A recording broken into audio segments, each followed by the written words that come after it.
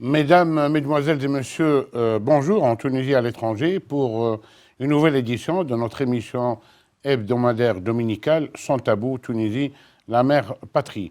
La situation en Tunisie est un peu grave, comme un peu partout dans le monde, vu ce fléau universel du Covid-19 qui, semble-t-il, a repris du poil de la bête dans une seconde phase pour l'instant et qui coïncide avec l'éruption de l'automne. Et donc, il y a même des maladies saisonnières qui sont escomptées et attendues. Et bien sûr, il y a eu diverses mesures qui ont été prises, notamment suite à la recrudescence de cas d'atteinte au Covid-19 et de morts et de personnes mortes, décédées suite à ces atteintes. Nous traiterons aujourd'hui avec un illustre hôte, en l'occurrence M. Abdelazek Hamoud, artiste calligraphe tunisien établi à Genève depuis une quarantaine d'années. Nous serons donc en liaison avec Genève sous peu, mais avant, nous traiterons bien sûr notre édito hebdomadaire Sofiane pour dire que l'État doit bouger, les choses doivent changer.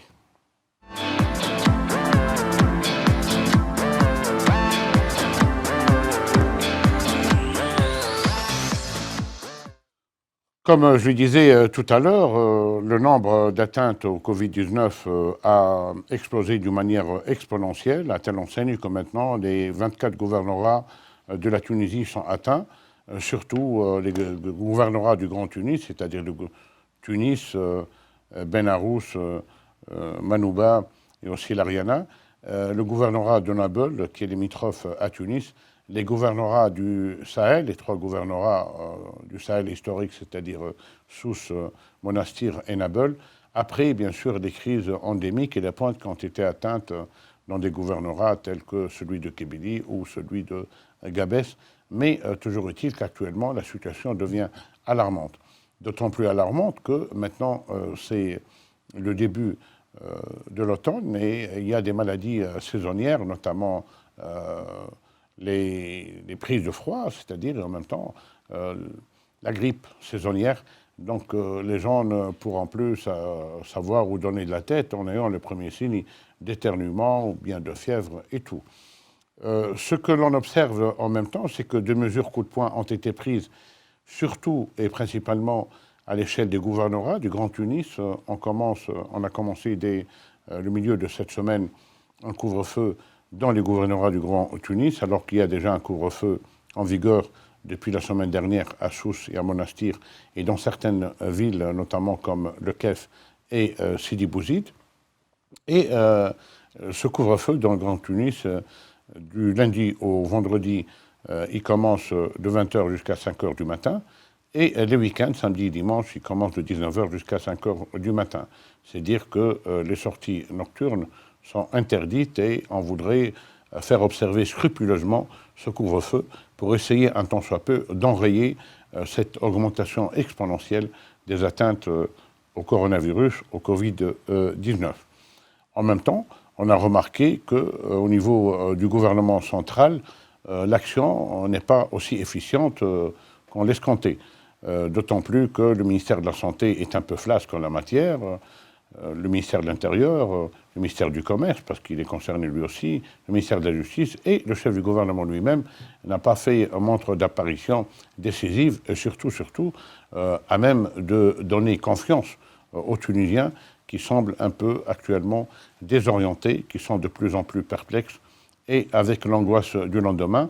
Plus de 2 215 000 élèves ont repris le chemin de l'école, plus de 250 000 étudiants ont repris les bancs des universités et des écoles supérieures, c'est-à-dire qu'un peu moins de 3 millions de jeunes Tunisiens maintenant ont repris l'année scolaire universitaire et on commence à voir des atteintes au Covid-19, notamment au niveau des établissements scolaires, du primaire et surtout de ce qu'il est convenu d'appeler le secondaire, c'est-à-dire l'enseignement moyen jusqu'au baccalauréat.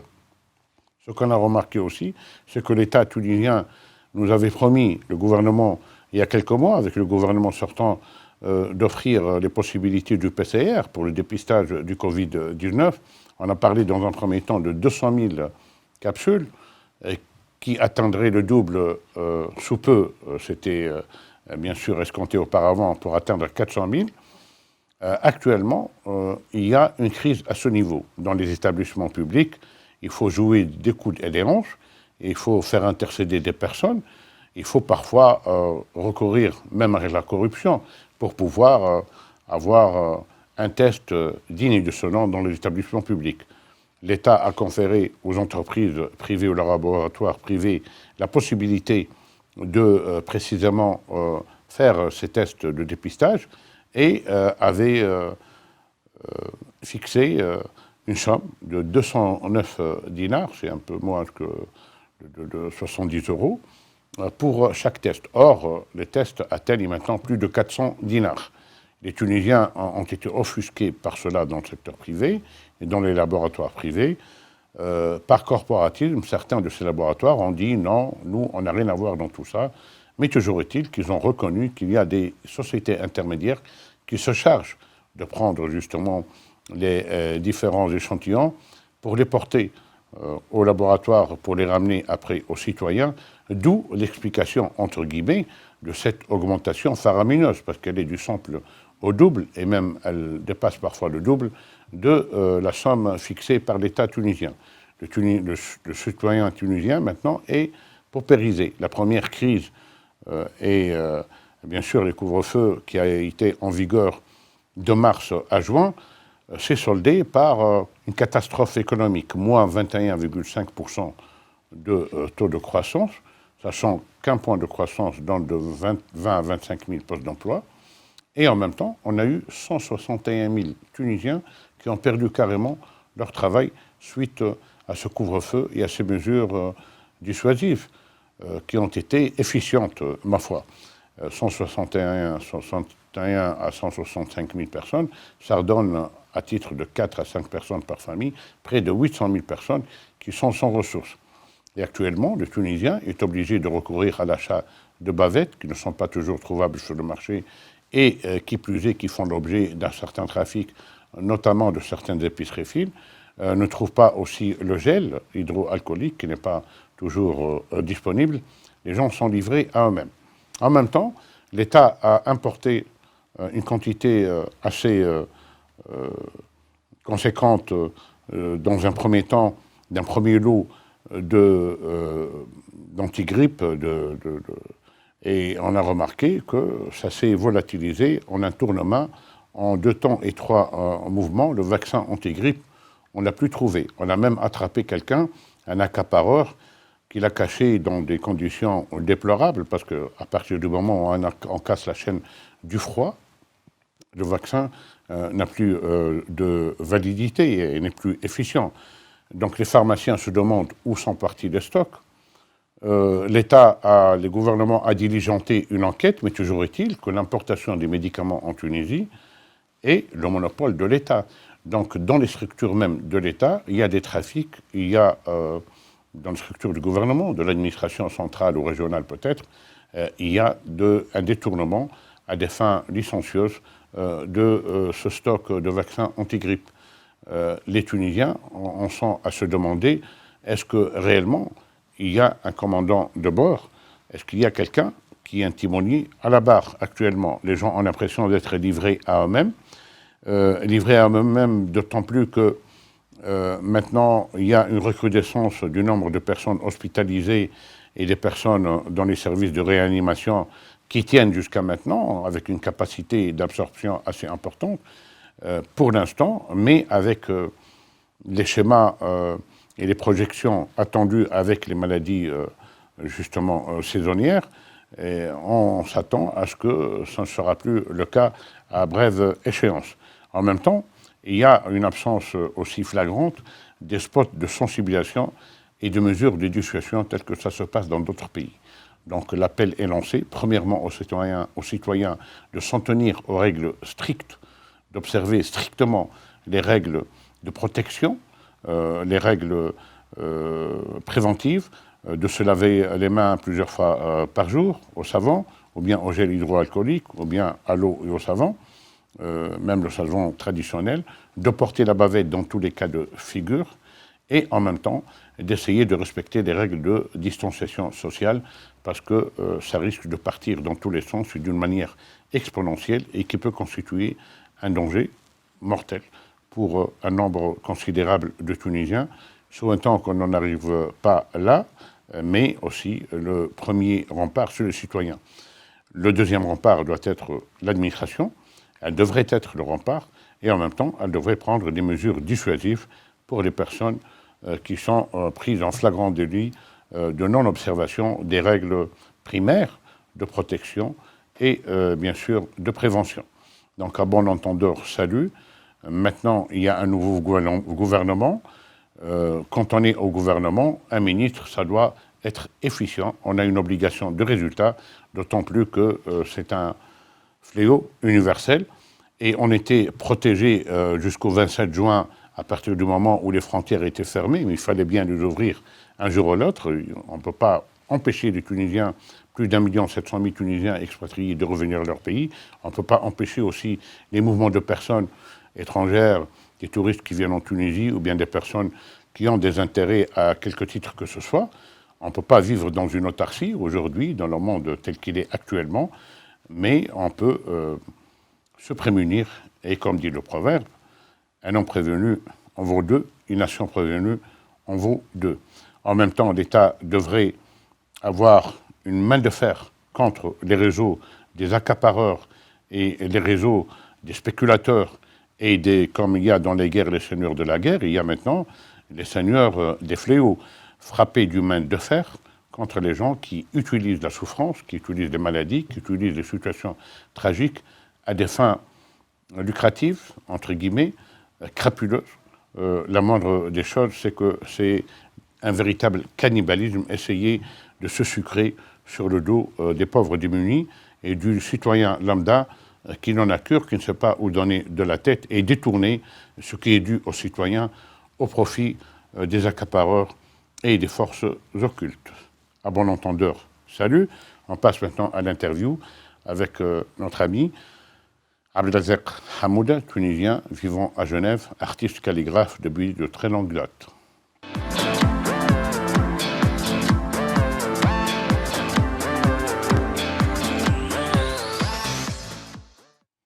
Abdelrazek Hamouda, bonjour. Bonjour, monsieur Sofiane. Voilà, première question. Vous vivez à Genève depuis plus de 35 ans. Pouvez-vous nous brosser un tableau de la situation prévalant en Suisse actuellement concernant le Covid-19? Par rapport au Covid-19, en Suisse, on a commencé à détecter au mois de mars dernier. Le pic, c'était le 15 avril, il y avait 1700 cas par jour. Et puis, je vois sur le tableau que j'ai, le 21 juin et le 22 juin, il y avait 0 cas. Et aujourd'hui, on est le 8 octobre, on a atteint 1000 cas par jour. 1000 cas par jour, hein? Oui, par jour, oui. 1000 cas. Hier, c'était 1000 cas. Je n'ai pas les chiffres de ce matin, mais donc la crise est partout, la pandémie est partout.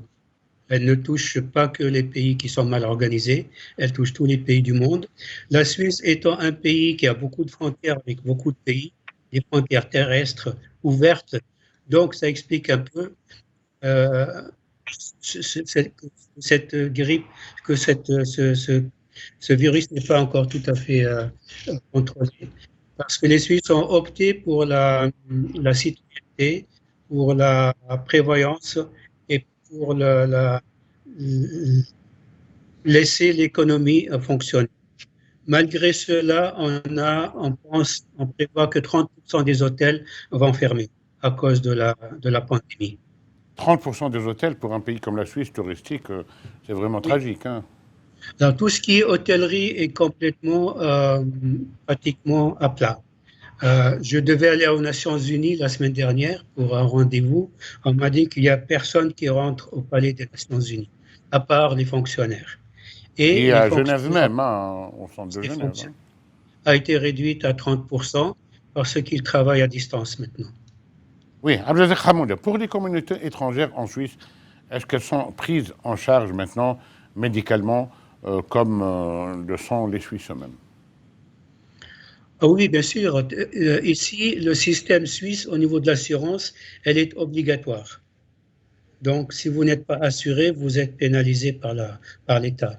Donc, les assurances prennent en charge les tests de Covid. Il suffit juste d'aller voir un médecin, il vous donne une ordonnance et puis le test est pris en charge. Oui, moi je vous Donc, connais, vous êtes quelqu'un soit qui tunisien arpente. ou Oui. japonais ou camerounais ou suisse, c'est de la même chose. Voilà, je vous connais, on a longuement arpenté les ruelles de Genève ensemble et pris de très bons cafés en Suisse. Vous avez beaucoup de relations, vous êtes un agitateur culturel, disons, si je peux me permettre cette métaphore. Qu'en est-il des Tunisiens maintenant vivant en Suisse, du moins à Genève, qui sont en contact dans une large mesure avec vous? Je peux dire que les Tunisiens qui sont en Suisse, ce n'est pas péjoratif du tout, c'est un autre type de Tunisiens. C'est des gens qui ont plus ou moins plus de moyens que les Tunisiens qui se trouvent en France ou en Belgique et ils s'adaptent au système suisse. Ça veut dire qu'il y a ici un système politique et social qui est très associatif, il y a beaucoup de bénévolat. C'est un système qui respecte les citoyens. Donc le citoyen en Suisse n'est pas seulement celui qui porte la citoyenneté suisse, c'est tous les gens qui vivent en Suisse. Euh, donc par rapport aux Tunisiens, ils ne sont pas si actifs qu'en France ou ailleurs, parce que c'est une petite communauté. Je crois que la plus grande communauté tunisienne se trouve à Genève, à peu près 1000 ou 1500 Tunisiens. Ce qui fait que les activités ne sont pas aussi nombreuses que la France voisine. Abdelzek Hamouda, moi, vous êtes artiste calligraphe. Je me souviens d'un livre que j'ai préfacé, d'ailleurs, Kalimou, que vous avez commis il y a à peu près une année et demie, 2 ans. En même temps, vous préparez beaucoup d'activités culturelles en Tunisie. Vous faites la navette entre Genève, Tunis et Gabès surtout. Et vous aviez déjà un festival international de la calligraphie à Gabès. Maintenant, il me semble que vous vous dirigez un peu vers le Cap Bon. Qu'en est-il au juste? C'est vrai que depuis ma retraite, j'ai pris beaucoup de temps pour la calligraphie et je fais la navette comme vous dites et je suis un agitateur, c'est le vrai terme, surtout en Tunisie. Je prends cause pour la calligraphie arabe. On a créé avec l'association Dar Founoun à Gabès le festival de calligraphie. Il était à sa 7e édition. Et cette année, j'ai créé l'association Minneapolis pour la calligraphie arabe, qui aura première édition de rencontre internationale le mois de mars prochain. Donc, je fais la navette pour des expositions aussi et pour des ateliers de calligraphie. Finalement, je suis beaucoup plus à Tunis qu'en Suisse. En plus, je voyage beaucoup, j'organise pas mal d'activités culturelles et calligraphiques dans le monde. Oui, je le sais, vous le faites notamment en Oman, vous allez en Iran, vous allez dans beaucoup de pays où vous avez en Turquie des activités calligraphiques, parce que la calligraphie arabe est l'un des arts les plus beaux qui soit. Picasso disait, je n'ai jamais pu arriver à la maîtrise du trait et du croquis comme le font les calligraphes arabes. Mais en même temps, moi, j'ai remarqué qu'il n'y a pas beaucoup de répondants au niveau du ministère des Affaires culturelles en Tunisie, en ce qui concerne certaines de vos activités du moins. Je ne sais pas s'il existe déjà, parce que j'ai fait la navette beaucoup de fois. J'ai rencontré pratiquement tous les ministres qui étaient en poste après la Révolution. Et jusqu'à aujourd'hui, je crois qu'il y a des absents dans cette adresse. J'espère que le prochain ministre me recevra et comprendra que c'est un art majeur dans la culture tunisienne et dans la culture même universelle. Oui. Voilà, on se bat pour la calligraphie. En ce moment, je fais des pieds et des mains, donc j'agite beaucoup par rapport à l'enseignement de la calligraphie dans les écoles des beaux-arts et des institutions des arts métiers. Je me suis rendu compte que franchement, il n'y a pas de calligraphie, presque pas, dans les écoles d'art. Voilà, j'ai Oui. posé des questions, j'ai questionné et finalement, la calligraphie est mise dans la dernière case de ce qui peut les intéresser. Oui. Voilà, Maintenant, prochaine agitation sera pour la revalorisation de la calligraphie arabe et de la mettre à sa place qu'elle mérite dans une école d'art, c'est-à-dire une matière de base. En Égypte, on peut obtenir un doctorat en calligraphie. En Tunisie, on n'enseigne même pas les primaires. oui, il paraît que même maintenant, il y aurait même des problèmes au niveau des cursus d'enseignement, où la calligraphie n'est plus en odeur de sainteté. Hein. Il y a des échos, bon. Ma synthèse d'aujourd'hui matin, ce matin, j'ai beaucoup parlé avec beaucoup de gens, et je constate qu'il y a deux choses. Il y a des gens qui sont anti-calligraphie et qui font tout pour que la calligraphie ne prenne pas sa place dans l'école des beaux-arts. Et je sais ce que je dis. Et pourquoi, d'après vous, pourquoi ils seraient anti-calligraphie? Parce qu'ils considèrent que la calligraphie est dépassée par la technologie, par le design. Or, ce qui est complètement faux. La calligraphie peut absorber tout type d'art. On la trouve sur les habits, on la trouve sur l'architecture, on la trouve sur même dans les peintures, on la trouve partout. Et le design n'a plus, je pense que les designers s'enrichissent en approchant la calligraphie. Vous savez, les designers se sont toujours enrichis du dessin, de la peinture. On se souvient de Mondrian, par exemple, et tout ce qu'il a fait. Et les effets qu'il a eu sur le design. Le design, ça peut concerner une bouteille d'eau, un rafraîchissement, comme ça peut concerner une voiture. Donc c'est quelque chose de nécessaire. Mais c'est toujours l'art qui est en avance par rapport à la technologie. Même pour le dessin, dans les écoles des beaux-arts, il a subi beaucoup de dégâts, c'est-à-dire qu'ils ne le mettent pas en matière de base. J'ai appris aujourd'hui que le tissage non plus n'existe presque pas dans les écoles des beaux-arts. Donc, je ne sais pas quelle est la politique de ces gens qui sont dans les commissions de l'État, du ministère, sur quelle base ils choisissent les matières. On me dit que la calligraphie n'est pas demandée par des étudiants. Lorsque vous allez dans un restaurant, on vous propose un menu. Vous n'allez pas demander quelque chose qui est en dehors du menu. Pour moi, c'est la même chose. Si on ne propose pas dans les écoles de beaux-arts la calligraphie dans la programmation, il est évident que les étudiants qui débutent ne savent pas que cette matière existe. Donc, à mon avis, je suis donc dans une agitation et je vais tout faire pour que les gens réfléchissent sur la position de la calligraphie. Je fais appel d'ailleurs d'ici aux enseignants de calligraphie. Je vois que, je m'excuse de le dire franchement, ils ne sont pas non plus très combatifs. Ils ne défendent pas la cause de la calligraphie. J'espère que pendant le prochain colloque, j'organiserai une conférence ou un débat sur la position, la place de la calligraphie dans notre société artistique tunisienne. Alors, pour revenir justement, vous êtes citoyen suisse, je vous connais, vous êtes toujours avec votre calame, avec votre encre, à reproduire les noms des gens en guise d'amitié dans les cafés, des gens que vous rencontrez parfois dans le métro, dans les stations de train ou de bus, et tout ça. Et les gens sont réellement, les restaurants notamment, les gens sont émerveillés toujours par votre art que vous maîtrisez si bien. Alors, donc, vous êtes un homme qui est dans la rue pratiquement tout le temps. Vous allez à la rencontre des gens. Est-ce qu'en Suisse, pour revenir au Covid-19, il y a des mesures dissuasives, décisives, c'est-à-dire préventives, mais dissuasives?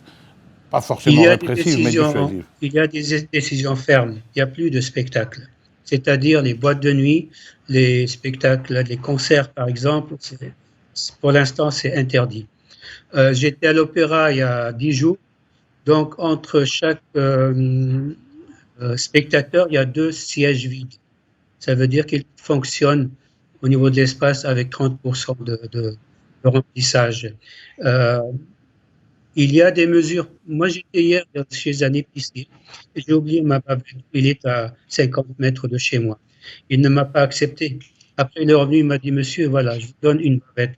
Donc, vous parlez tout à l'heure des Tunisiens qui ont des problèmes de se procurer les vaccins, de se procurer les tests, les bavettes.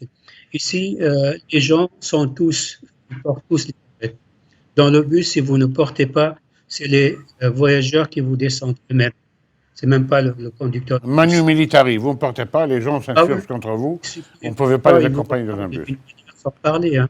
J'ai assisté à ils ont demandé à deux personnes de descendre. Oui. Donc, c'est comme les casques, je dis, à Genève. Vous êtes sur une moto à Genève, vous avez un casque, ça va de soi. Quand vous n'avez pas de casque à Genève, vous voyez qu'il y a une erreur. En Ouais. Tunisie, je vais faire une blague. Quand vous avez un casque, on pense, voilà, c'est l'erreur, elle est là. C'est le Vous êtes porteur de. anachronique, voilà, vous passez, c'est Donc, l'erreur je qui est parle là. de citoyenneté, je parle d'une manière de se comporter face à cette pandémie. Euh, je fais tous les jours des remarques à des amis en Tunisie. Quand je les vois sur Facebook avec des gens et ne portent pas de bavette, je demande de porter la bavette. C'est vraiment une des solutions, de respecter les distances et surtout d'éviter de sortir quand il n'y a pas besoin de sortir. Oui, malheureusement, c'est une question de conscience, parce que en Suisse, quand même, le niveau d'instruction civique, disons, ou de comportement civique est assez important, et la citoyenneté a un sens réel. Vous parliez tout à l'heure aussi du bénévolat.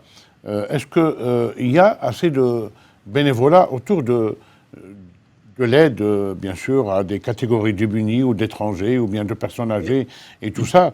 En Suisse, est-ce que c'est visible, par exemple, ces actions de Oui, bénévolat à l'occasion du Covid-19? euh, je parle de Genève. Genève base sa politique sociale sur le bénévolat. Par exemple, dans les restaurants scolaires, les écoles primaires, il y a des restaurants. Il y a 46 associations de bénévoles qui gèrent les restaurants, c'est-à-dire qui contrôlent le repas et qui distribuent les repas aux enfants. Ils sont tous bénévoles. C'est des gens en général de troisième âge. Par rapport au Covid, juste ici, quand j'entre chez moi dans l'immeuble, il y a deux papiers affichés. Et c'est Mhm. marqué, si vous voyez dans votre immeuble une personne âgée qui ne peut pas se déplacer ou qui a besoin d'aide, euh, signalez-le, on va la contacter et puis s'il le faut, on lui amènera le nécessaire, on leur fera les courses.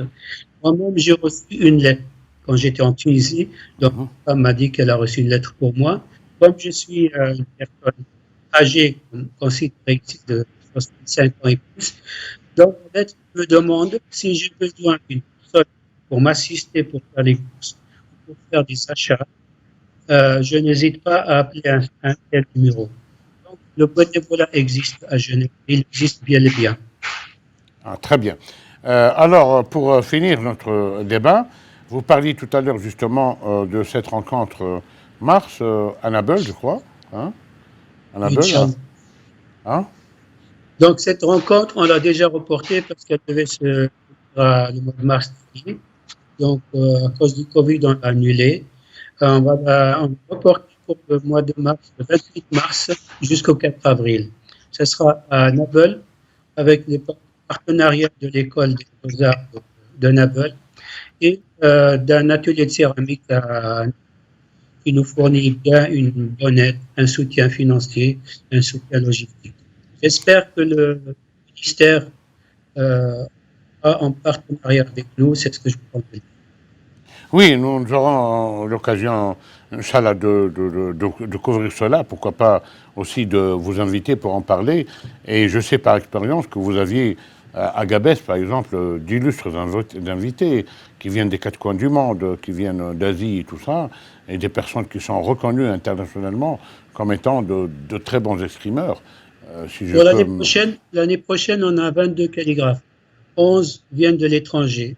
Une japonaise qui fait de la calligraphie arabe, une saoudienne, une jordanienne, un jordanien, deux marocains, un algérien, un français. Donc cette calligraphie est vraiment un art Elle est universel. cosmopolite, disons, elle est internationale par essence. Hein, une japonaise qui fait par exemple de la calligraphie arabe, ça Oui, c'est pas donné tous les jours d'observer des personnes qui font oui, ce genre au de. Japon, il y a une école de calligraphie à Okinawa.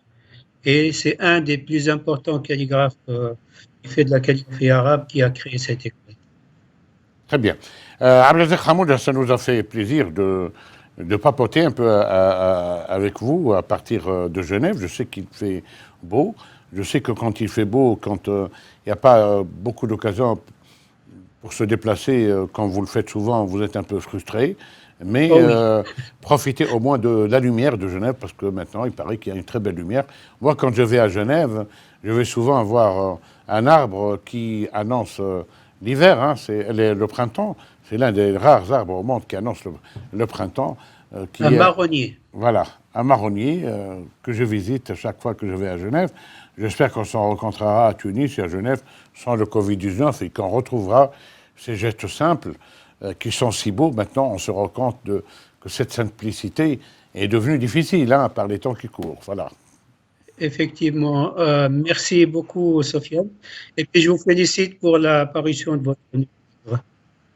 Oui, j'espère que vous lirez le roman, on en reparlera. Hein, parce qu'à part de la Oui, Tunisie, il parle de la Tunisie en 2018, le chat et le scalpel. Merci d'en parler. on le Ah, mettra dans les vitrines à Genève. très bien. Merci à Abdelazek, à très Merci à toute bientôt, l'équipe. Inch'Allah. Merci. Au revoir. Portez-vous bien d'ici là. Au revoir. Voilà, donc on était avec Abdelazek Hamoud, qui est un illustre calligraphe, un homme de culture, un agitateur culturel et en même temps un passeur d'idées. C'est quelqu'un, moi je peux en témoigner, étant moi-même ayant des activités culturelles et artistiques, que c'est quelqu'un qui réunit autour de lui le plus souvent des personnes de diverses nationalités. Il est toujours au centre de l'intérêt des gens et il les invite. Il a un atelier splendide à Genève. Un jour, on fera peut-être un reportage de calligraphie où c'est un excellent ambassadeur de la Tunisie parce qu'il porte à Genève, quoiqu'il vive ensuite depuis bientôt 40 ans, il porte toutes les coutumes, tous les objets, toutes les beautés inépuisables que notre pays recèle et dont notre pays regorge. C'est une émission un peu spéciale parce que à l'ère du Covid-19, je dis à tous les Tunisiens, Inch'Allah, vous vous porterez bien en Tunisie et à l'étranger. Prenez soin de vous. Sur cette terre, comme disait Mahmoud Delouiche, il y a beaucoup de motifs pour vivre.